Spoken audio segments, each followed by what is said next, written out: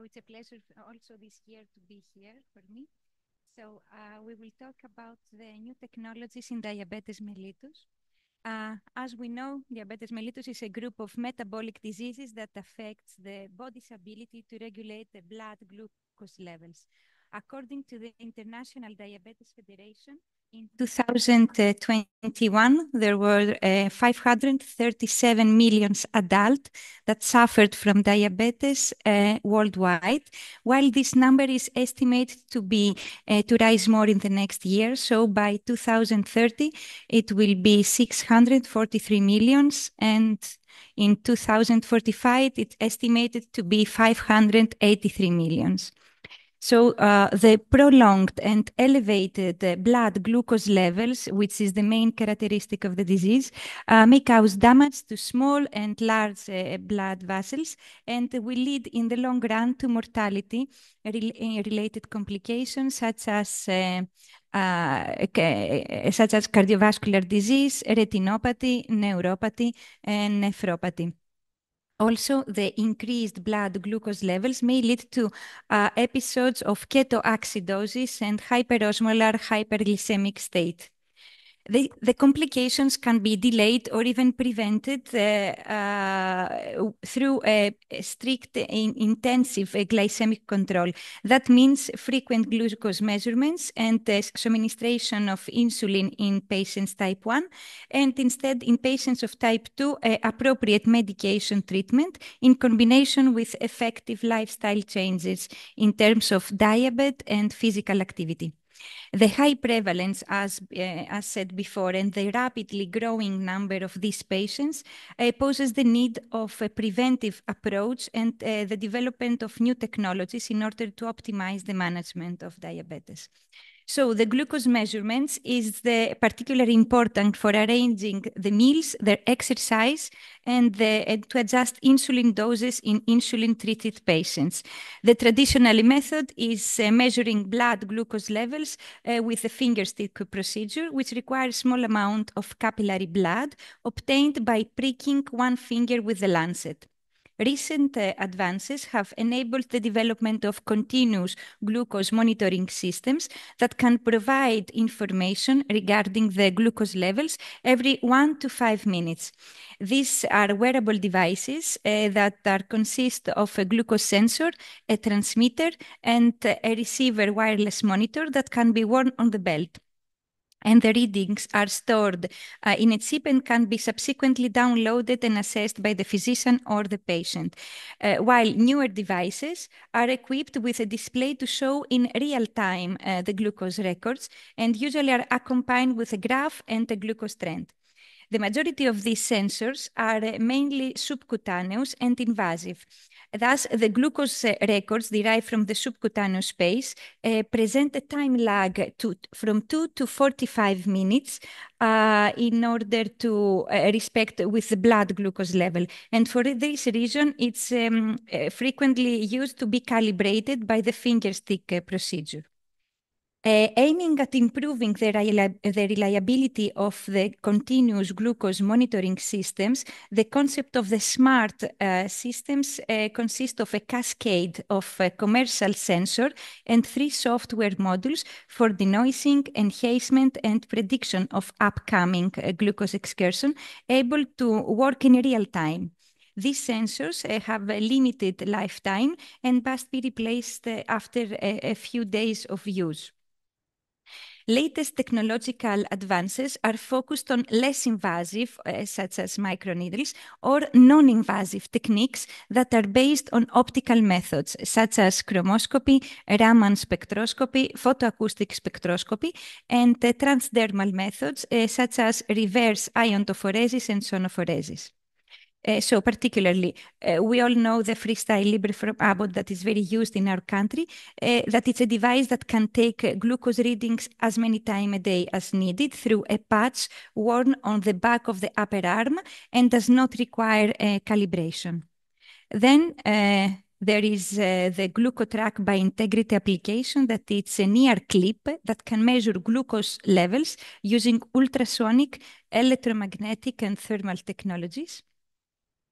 Another non-invasive technique is the GlucoWise. It's a pain-free glucose sensor that squeezes the skin between the thumb and the forefinger and displays the reading in real time on the screen. And on the right part, we have the Symphony by Ecotherapeutics that uses a transdermal sensor and a wireless transceiver in order to display real-time glucose data. Then we have the Gnoca Medicals on the left part that it's a device that can use the skin color to diagnose high blood pressure and measure also glucose level without the need of puncturing the skin. And on the right part, we have the Quick LLC, that it's a quick saliva analyzer that can measure glucose levels and transfer the results wirelessly using the saliva samples. Another technique, of course, non-invasive that has been announced but not in the commercial yet, is the development of a smart contact lens that will be able to constantly measure glucose levels in the tears.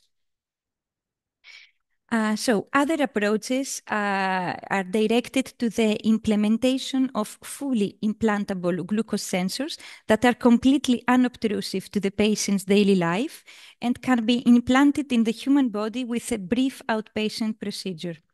The majority of these approaches are based on an enzyme, a glucose oxidase enzyme, in order to calculate the glucose concentration. And most of preclinical results have shown a lifetime of about 10 to 12 months. Here we have GliSense, that is a fully implantable sensor, an oxygen-based sensor with a dual enzyme electrode technology with a period, a lifetime of 18 months. There is another miniaturized sensor that I didn't find a photo that it's miniaturized. It's implanted in the subcutaneous space of the wrist and operates on induced fluorescent changes.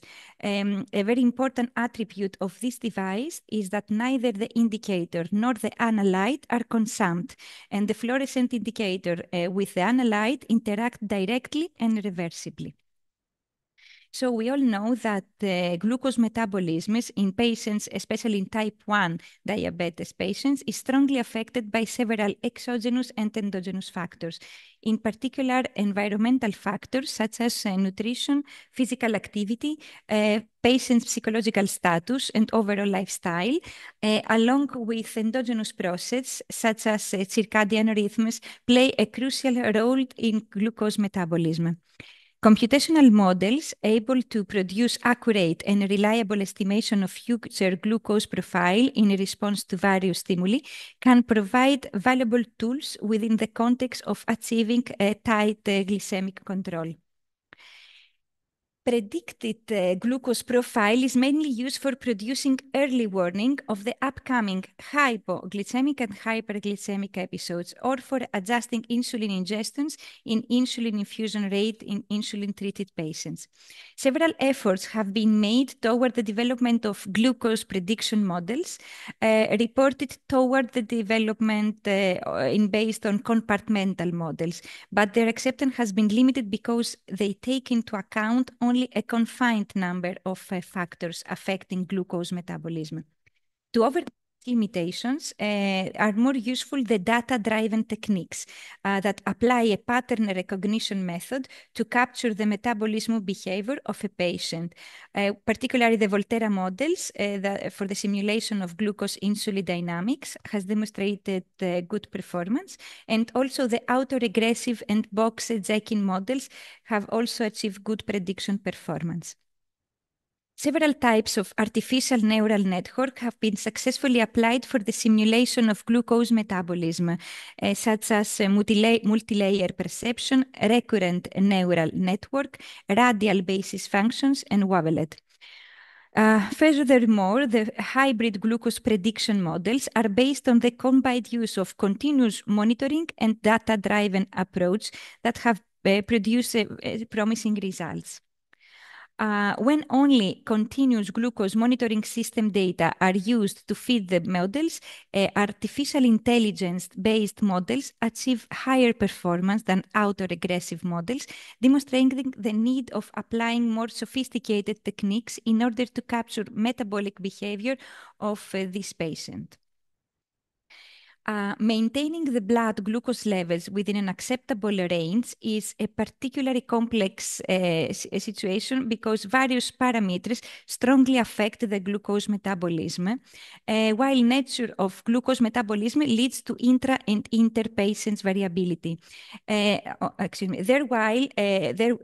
the glucose controller should be able to provide personalized and adaptive treatment recommendation, and the majority of the approaches used are based on or proportional integral derivative control or MODEF predictive control models. The model predictive control incorporates glucose prediction models which produce estimation of the future glucose profile, and the estimated glucose profile is compared with the desired one, and the obtained deviation are inserted into a cost function order for the latter to be minimized toward the producing advice on insulin infusion rates.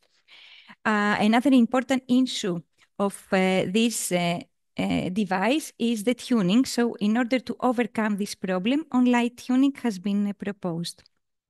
So although great progress has been made towards the development of safe and accurate automated insulin delivery system, the risk of hypoglycemia caused by the overestimated insulin infusion rates is not completely eliminated. Therefore, in order to prevent and treat hypoglycemia, latest research direction focus on the administration of both insulin and glucagon hormone. The feasibility of achieving safe and good glycemic control by applying bihormonal closed loop controllers has been investigated, and the superiority has been proven.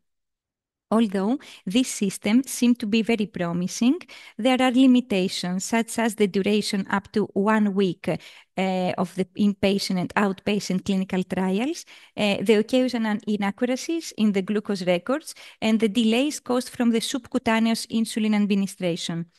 More stable, glucagon preparation needs to be prepared in order for the glucagon to remain in a wearable pump for at least 3 to 7 days. Another technology on the horizon is the continuous ketone monitoring. So these continuous glucose monitoring devices can also measure ketone. As we all know, the liver produces ketone in the process of gluconeogenesis, and ketone bodies are produced during periods of caloric restriction, such as low food intake, prolonged and intense exercise, alcoholism during untreated or not adequately treated type 1 diabetes. And in case of insufficient quantity of insulin, the ketone levels can arrive very high and cause diabetic ketoacidosis, which requires urgent treatment and can be life-threatening. So the last part is the sensible sensors, that this is the development of automatically detecting, that can automatically detect consumption of meals with the uses of body sensors for detective intake gestures, for example, intention arm to bring the food into the mouth, chewing sounds during food intake, and swallowing. Intake gestures can be detected by inertial sensors and integrate into clothing, and chewing sounds can be recorded by ear microphones. Swallowing can be assessed by using textile capacity sensors. These signals from the sensor can be analyzed in order to recognize the time, the type, and the amount of meal. So for the conclusions, the key changes for the development of the next generation continuous glucose monitoring systems refer to decreasing the operational costs, reducing the number of calibrations and warm-up periods, improving accuracy, and of course the development of non-invasive techniques for accurate glucose monitoring. Although considerable efforts have been made in this direction, there are still issues related to precision, robustness, stability, and long response time for glucose determination that requires considerable improvement. Thank you.